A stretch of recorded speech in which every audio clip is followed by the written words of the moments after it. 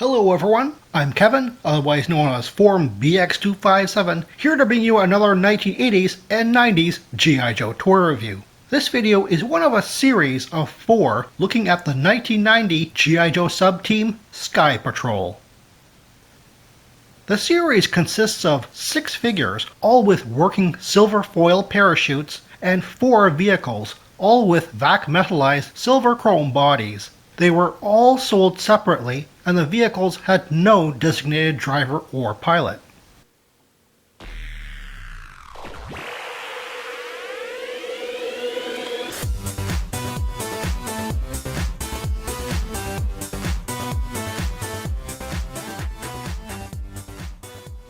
For the first of 4 Sky Patrol videos, I'm going to be taking a look at the Sky Patrol leader, Skydive, the demolitions expert, Static Line, and the Sky Patrol Skyhawk, not to be confused with the 1984 Skyhawk.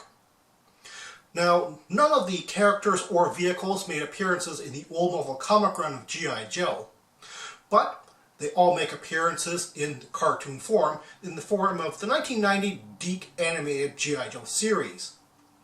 Skydive made his first appearance in the episode Victory at Volcania Part 2. Static Line made his first appearance in the episode The Mind Mangler, and the Skyhawk made its first appearance in the episode Granny Dearest, meaning that the Skyhawk actually appeared first before any of the other characters or vehicles.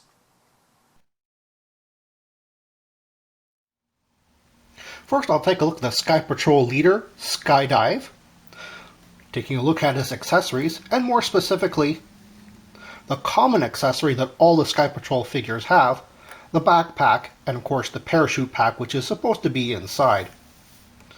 Just taking it off here.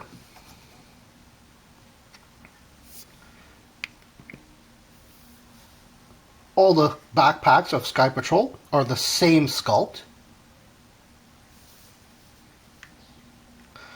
And this thing looks a lot like the 1985 parachute pack mail-away, but the details are very different. And there's no straps holding it on. It's mainly just the backpack peg here.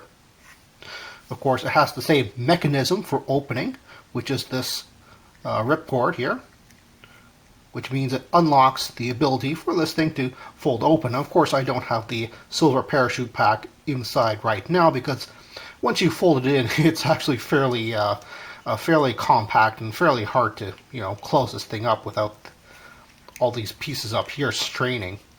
Of course, just like the parachute pack from 1985, it has a hole here, which is where you string the lines for the actual parachute itself, which I'll show you in just a moment.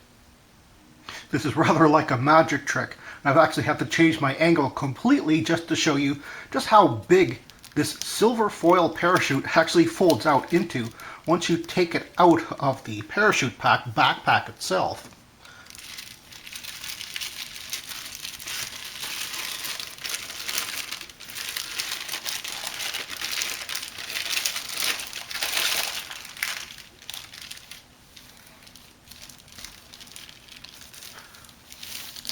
It is a rather massive working parachute pack.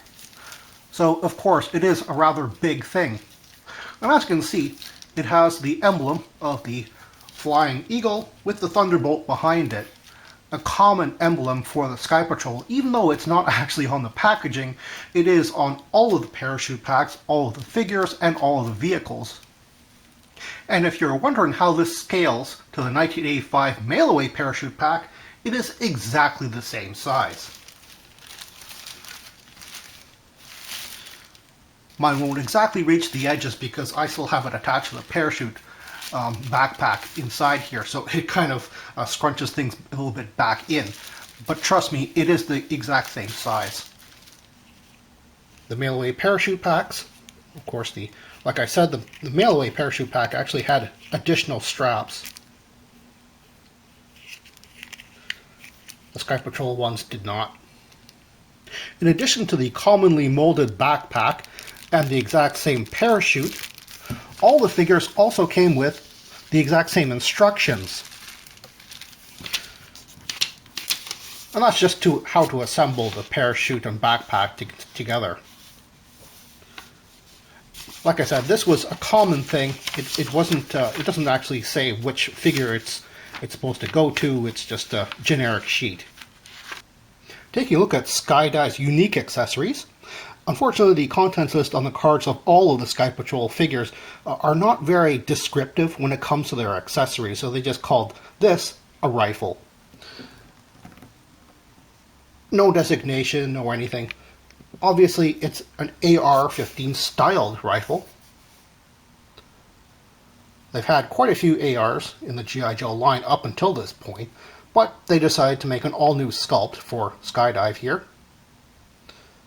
Like all straps on G.I. Joe rifles and stuff, it's often just kind of cracked off. Next, he comes with a pistol. I don't think that this is based on any real-world pistol. I don't think. It's very slab-sided, with one side having a ventilated slide, which is fairly interesting.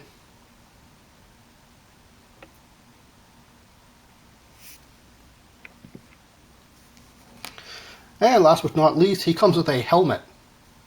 Actually, one of the nicest helmets in the range, and quite frankly, one of the nicest fitting helmets that I have in my entire collection. Now, all the Sky Patrol figures actually come with silver plastic helmets. It's one of the common things throughout the figure line, despite the fact that they're all different sculpts. They're all silver plastic. But the plastic on this is very thin, and it almost kind of, it's less like a helmet and more like a skin cap. It just fits so well onto his head, but it doesn't click into place the way most helmets do. It's just sort of resting on his head. And yet, because it's so molded so well to this figure's head sculpt, it doesn't fly off or anything. I really like Skydive's color scheme. The dark blue with the white piping almost makes him look a little bit skeletal, but he also has a bit of silver paint on his top here, just to make him pop a little bit. All of the Sky Patrol figures have either a little bit or a lot of silver paint, making them kind of a premium figure. As a matter of fact, they were premium priced figures, but I'll get into that in maybe another review. The fact of the matter is that Hasbro actually decided to make a lot of color schemes just sort of clashing. Clashing colors just make things pop a bit on the shelves, and I kind of understand that to catch the attention of the buyers, but to be honest, I like the complementary colors that we have here. The blue, the white, the silver are all cool shades. I mean, literally, this guy is cool. And I kind of like that. There isn't much I can really say about the figure's body, because I've already said quite a bit about it. Because from the neck down, he is absolutely a remold of a previous figure. As a matter of fact, all the Sky Patrol figures are remolds of previous driver figures, probably just to make more use out of those molds. And here we have the donor, the Cobra helicopter pilot, 1987 Gyro Viper. And like I said in the Gyro Viper and the Cobra Mamba review, this guy has a beige color scheme, mostly brown. Of course, the clashing color is the purple. Again, it's like I said, it's a sort of a clashing just to make him pop a bit. And like I said in that review, the beige just kind of makes him look more like a G.I. Joe, and the dark blue makes Skydive here look more like a Cobra. It's a very odd thing to do. The one thing that we do get for Skydive, which is unique to him, is the head sculpt.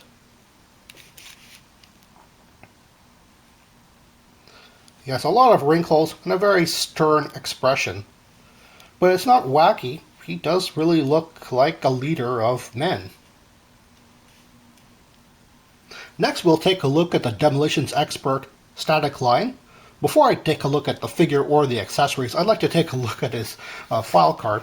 Here I actually have the Canadian version of the file card, which is terribly, terribly abridged from what the US version is like, but it still has what I'd like to take a look at. That is his secondary military specialty being aircraft maintenance, which I find very fascinating because despite the fact that Sky Patrol has 3 aircraft in it, none of the 6 members are pilots. None of it mentions piloting skill at all, or even being in specifically the Air Force. Many of them mention specifically being in the Army, meaning that they are mostly airborne paratroopers. And yet, here, Static Line is the only one that actually mentions aircrafts in the aircraft line. The other thing I'd like to take a look at is his name, Static Line. Now, when I first saw that, the first thing I think of is static is an unmodulated radio, you know, the kind of sound, or static on the line. And I was thinking, well, maybe he should have been the communications expert with a name like that, and not Airwave. But what a static line actually is static as in not moving, and a line being attached to basically inside of an aircraft, that when a skydiver or paratrooper goes out of the aircraft, that line is still attached to the actual skydiver. And when it pays out to a particular length, that's when it releases the ripcord. So the actual pilot, the paratrooper or skydiver doesn't do that himself. The static line does it automatically, and that's what he's named after. Taking a look at Static Line's accessories, we'll take a look at his parachute pack first. Again, it is exactly the same parachute pack that all the figures had, just molded in a different color. His being white. And this time I actually do have the parachute pack actually inside here, which is really tightly packed in there, and quite frankly, I do not want to touch that. Next, he comes with what confusingly on the contents list of the card calls 3 different items, even though it's only 2. I'll just move his arms out of the way here and detach it. Now, this thing is beyond futuristic looking. It is, quite frankly, alien looking. And this is what the contents list on the card calls a gun assembly, gun harness, and gun. And yet we only have 2 pieces here. Obviously, the gun part is this part here. This thing looks a lot like the 1990 Cold Front's pistol. It's not the same though. But it is very similar. It's a very chunky little pistol with a huge muzzle brake or flash hider or whatever you want to call that on the front. And of course we have this crazy looking thing. Again, I have no idea what it's supposed to be, or even how to put it on the figure. There are no instructions for this. It has hand grips, but are they supposed to go up? Are they supposed to go down? There's detail on the bottom and the top, and of course there's a hole right in the middle, so you can put the gun on there so he doesn't have to hold it. But as you can see, I can put this thing upside down, right side up. I don't know what these extra things are. These look like maybe ammo clips or magazines or something, so maybe this fires additional ammunition. I don't know.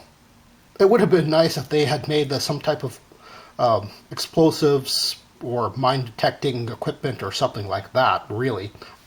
And he also comes with a detachable helmet, which looks quite a bit more like a motorcycle helmet than anything else. It's actually rather cool. The visor is non-movable, but is painted black, so that's nice. Like Skydive, Static Line has a very complementary, cool color scheme. Blues with off-white, little pops of black, and a lot of silver. As a matter of fact, he has the most silver on him than any other Sky Patrol character does. As a matter of fact, it's a little bit to his detriment, because all of the Sky Patrol characters actually have a little silver eagle with the thunderbolt or lightning bolt on their right bicep, but of course poor Static Line can't have that because his right bicep is already silver. So unlike all the other Sky Patrol characters, he has his printed on his belly. Like I said before, all of the Sky Patrol figure bodies are made of existing figures.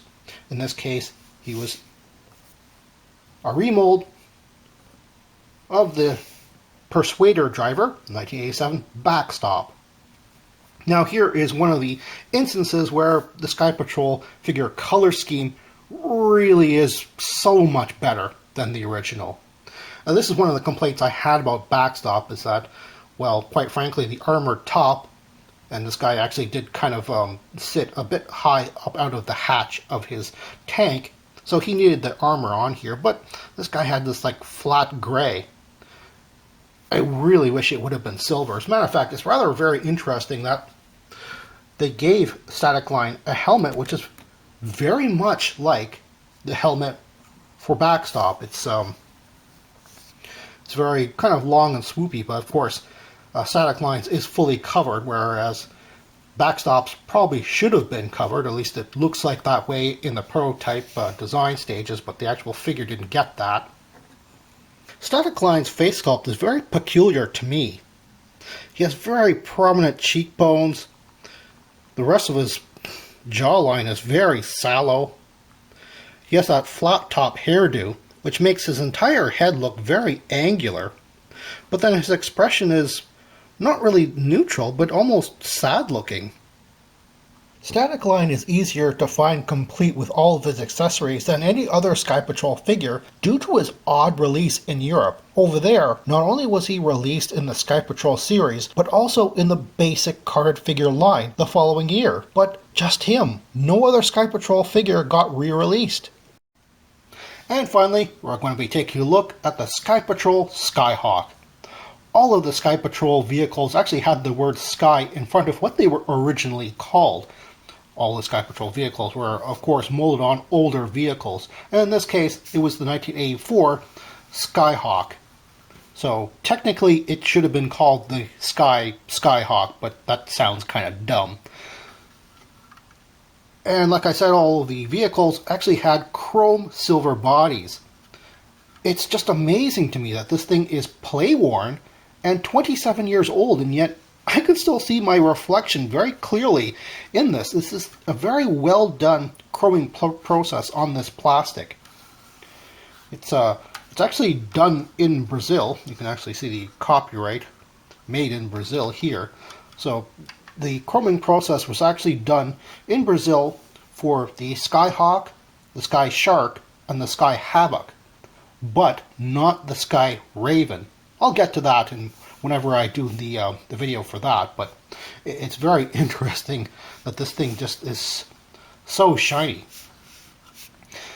Now, to go over the features, this thing has the exact same features as the 1984 Skyhawk, but I'll go through it anyway. On the bottom here, it has a swiveling double cannon here. Obviously, being in a box, it can't swivel any more than the edges. It has an opening canopy, which, unlike my personal Skyhawk, I can actually open this thing all the way up, which is actually one of the, I think, 2 or 3 improvements that the later versions of Skyhawks actually had. And this, of course, benefits from all those being a later release in 1990. But the 84 had a few problems, which I'll get to in a comparison. But I feel more confident opening the canopy all the way up. And you can see it holds one pilot figure. It has a back peg, meaning that unfortunately you can't put a modern figure in there because that doesn't fit the modern style of 4-inch G.I. Joes, unfortunately. And it also has a little joystick here, which I don't recommend putting the figure's hand on if you're putting a figure in here, because that is really, really very tiny and it can crack off, especially in the Skyhawk's cockpit, because it's really very cramped. So I'm going to use my Skydive figure, which I always actually display with this vehicle, mostly because he fits so well into it. Like I said, this thing is cramped, and I always have a kind of a hard time putting figures into Skyhawks in general. You have to sort of put the head underneath this little cowling or air vent or whatever it is first. And due to Skydive's head actually being relatively small. Even with the helmet on, he actually fits in there really well.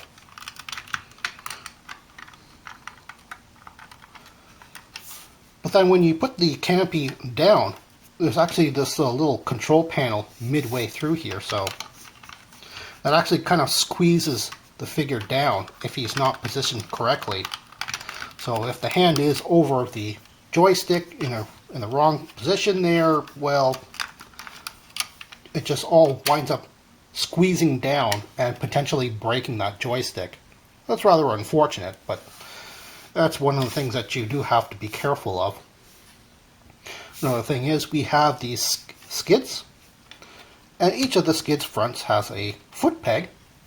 And while it may seem a little bit weird to have foot pegs on skids, which is something which a lot of G.I. Joe vehicles have, in this case it actually makes sense because you're probably going to be transporting a paratrooper, so you want to fly up and have the guy on the skid and just, paratrooper just jumping off from that skid. It's kind of strange. I don't think a vehicle this small and light would be flying around at 40,000 feet, but, well, you can just use your imagination, I suppose. Of course, it is also armed with 2 of these long, skinny missiles. They're just attached by a little hole and a little peg underneath of the skid itself. And of course, the main feature of any Skyhawk is, of course, its rotating engines. So you can rotate them flat like this for horizontal flight, or upwards, as I had it before, for vertical takeoff and landing. Of course, you can also have it kind of midway for some type of fancy maneuvering. And now to compare the Skyhawk with the Skyhawk. One of the improvements I was talking about is the main strut as it comes out of the fuselage. You actually see it actually has a width beyond the actual brace itself. Whereas the original didn't have that. So the strut would actually break quite often, somewhere in the middle or on the sides here. So they improved that. They also improved the rigidity of the actual skid itself. As you can see, the skid underneath is quite flat, and you can see that this thing is a little bit curved, bent upwards. Whereas this thing is dead flat because on the bottom it has an extra spine on the bottom here. The other improvement is back here, and you can't really see this very well, but the peg which actually connects the canopy to the back of the fuselage or body, angled backwards a little bit. That actually allows the canopy to open up all the way. And as I was saying, on my original, the back peg is actually not backwards like that. It's actually one straight thing. This large tab just goes all the way straight. So the angle goes like this and just kind of stops. If you can't force it, you can, of course. But if you do that, you're forcing a lot of stress on that peg and it tends to break. Now, these are all features that the original had probably later in its run, like 1985. Definitely the mailaways of the original Skyhawk in 1988, I think it was issued then. They all had that improvement. Obviously, the foreign releases for the UK and whatnot also had those improvements. One very interesting thing is that you can exchange the main cannons and the struts between the two. They are the exact same color of plastic. It's just everything else is different. The missiles, for instance, are green instead of the same dark gray plastic, which is used throughout the original one. The inside is dark gray, whereas this one is the same green as the missile. And the engines themselves are dark gray instead of the green, like the interior cockpit and the missile again. The Sky Patrol figures and vehicles are very popular with collectors, and as a result, the aftermarket values are actually rather high, despite the fact that they're not exclusive at all, and were available in plentiful numbers in both North America and in the UK and Europe. Of course, they were a premium priced figure and vehicle line, so maybe that has a little bit something to do with the exclusivity, and perhaps maybe not a lot of kids back in the 90s actually had them or could afford them. However, there is one silver lining to the aftermarket price, in that there isn't very many of them. There's just the 6 figures and the 4 vehicles, so there's not a lot to collect. It's a very compact, very easy to actually obtain all of them if you have the patience. Just be careful of sellers selling these figures without the parachutes themselves, as they add a lot to the value of the figure itself. Of course, static line was a bit more easy to obtain, especially with a lot of collectors actually bringing these things over from Europe. And of course, there's also the common generic instructions sheet for the parachute pack, which most sellers and even some collectors don't really consider to be essential for a complete figure. The Skyhawk in particular was actually a fairly common vehicle to find on the aftermarket, and it's fairly easy to find that particular vehicle with all of its parts.